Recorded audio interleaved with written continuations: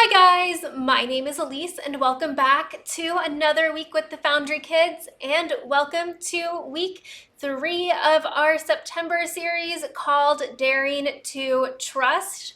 All month we have been talking about trusting God and trusting God's plan for your life and trusting God's promises, and this week is no different. We are going to continue to talk about how God has a plan for your life and how you can always trust God when He says He's going to do something.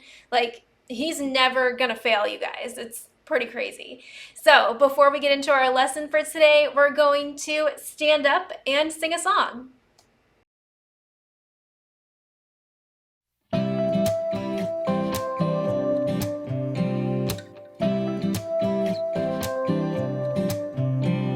Trust is the foundation of relationships.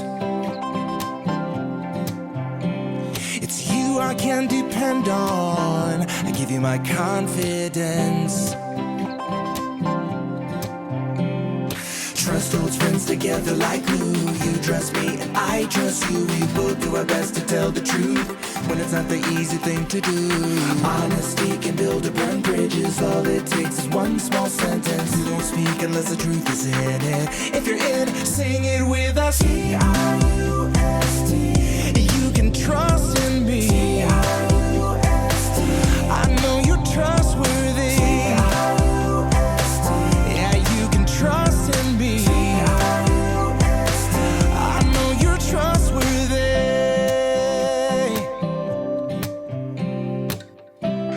Oh, you can trust in me.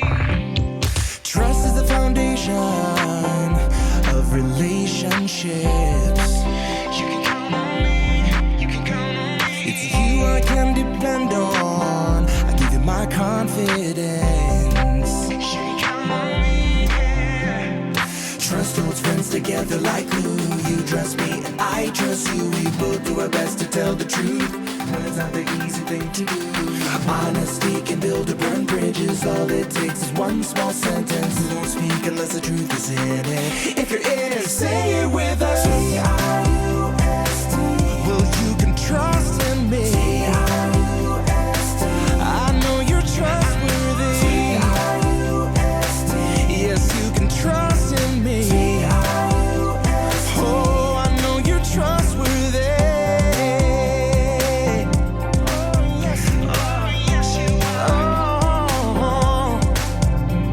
When life doesn't make any sense, I know you're here with me. Even when the pressure's on, you can depend on me. When life doesn't make any sense, I know you're here with me. And even when the pressure's on, you can depend on me. Oh. T-R-U-S-T. T-R-U-S-T. You can trust in me. T-R-U-S-T. T-R-U-S-T. I know you're trustworthy. T-R-U-S-T. You can trust in me. T-R-U-S-T. I know you're trustworthy. T-R-U-S-T. Yeah, you can trust in me. Oh, I know you're trustworthy. Oh, yeah. You can trust in me, trust in me. T-R-U-S-T. Oh, you can trust in me. T-R-U-S-T. You can trust in me. You can trust in me.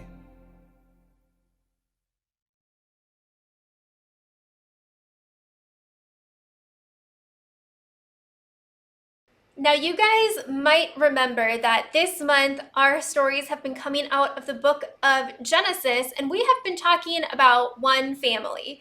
We've been talking about Abraham and his descendants. And remember, descendants are like your grandkids and your great-grandkids and your great-great-grandkids. And God promised Abraham that his descendants were going to be as numerous as the stars in the sky. So, like, a lot of descendants. But there was a problem. Abraham didn't have any kids, and you can't have descendants if you don't have any kids. So Abraham had to trust that God was going to give him a child, and he did. And we have Isaac, and we talked about Isaac for the last 2 weeks. But of course, if those descendants are going to continue, if Abraham is going to have more than one descendant, Isaac was going to have kids. So today we are going to learn about 2 of Isaac's kids, Jacob and Esau, and how God also had a plan for their lives. It's time for The story before the story. Today, we're in the very first book of the Old Testament, Genesis. God's amazing world was broken by sin. But God chose Abraham and his wife Sarah and promised to bless the whole world through their family. And after waiting for a long time, Abraham and Sarah had a baby named Isaac. When Isaac grew up, he had twin boys, Jacob and Esau, who didn't exactly get along. And that's where our story starts. Hey, we're ready.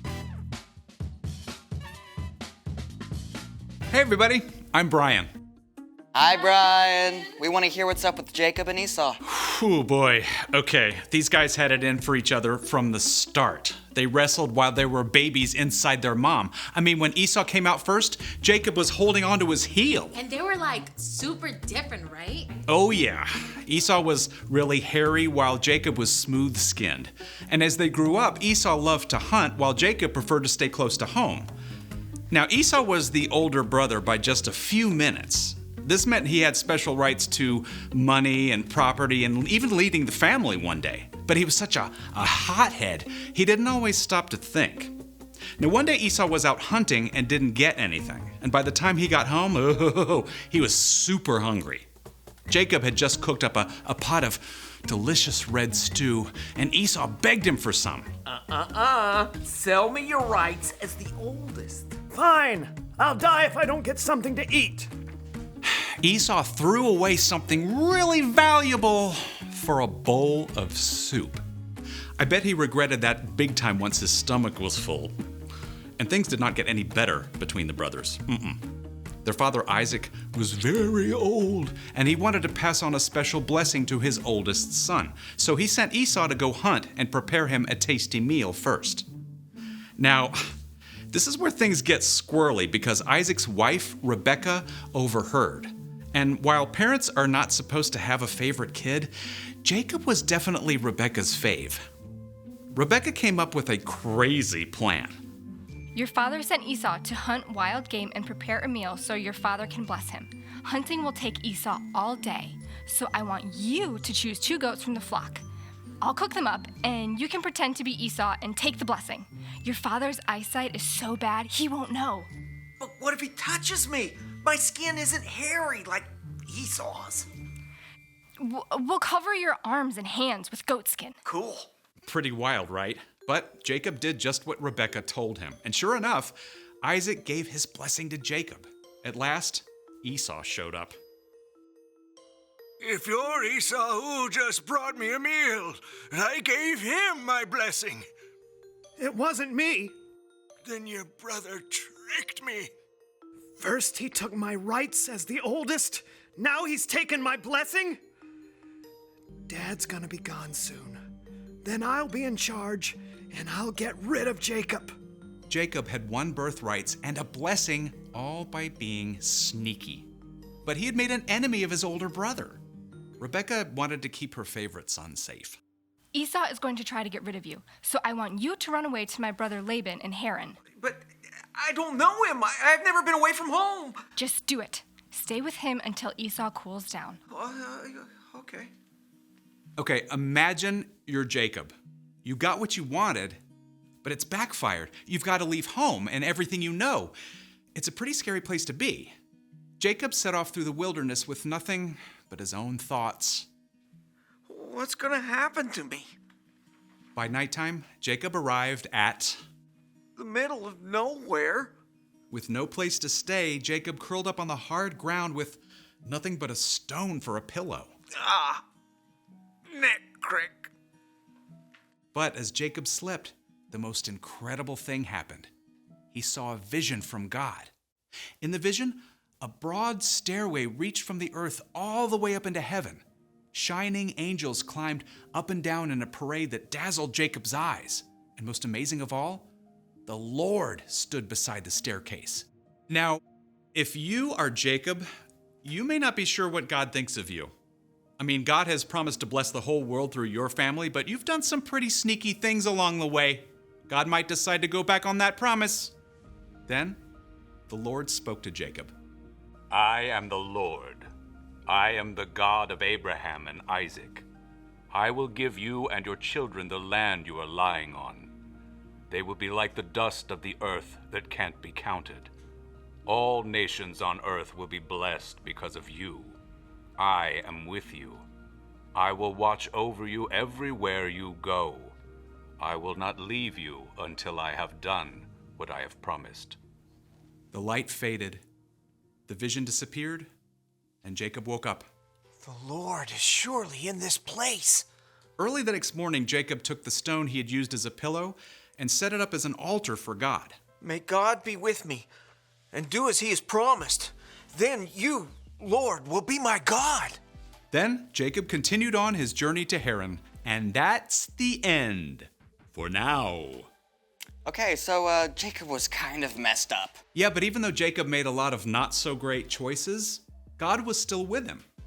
God still had a plan to bless the whole world, and Jacob was part of that, even though he was not perfect. Many hundreds of years later, Jesus was born into Jacob's family line. It's a story that we're still part of. So, what is our part in that story? Well, you can trust that God has a plan, even when it's hard to see the path ahead. So, maybe you and your best friend had a fight.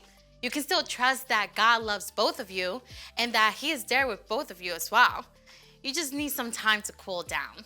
Or maybe you're struggling at home or school or really anywhere and you just don't know what to do. You can trust that God knows. God is in control. Yep. We don't always get to know the details of God's plans, but we do know God promises to make everything right in the end. Even if we mess up along the way. I think you've got it. I'm off. I hope that this week you remember that God does not go back on his promises even when we do something we shouldn't do. Like Jacob definitely did some things that he shouldn't have done to Esau. He took something that belonged to Esau. That's not good. That's not an okay thing to do. But God was still going to follow through with his promises, and God still had a plan for Jacob and Esau's life. So I hope that you guys remember that this week. And I also hope that you're working on our memory verse for the month, which is Proverbs 3:5. And it says, "Trust in the Lord with all your heart. Do not depend on your own understanding." So I hope that you guys are working on trusting God this week. I hope that you're working on the memory verse. And remember, God has a plan for your life. So I'll talk to you later. Bye.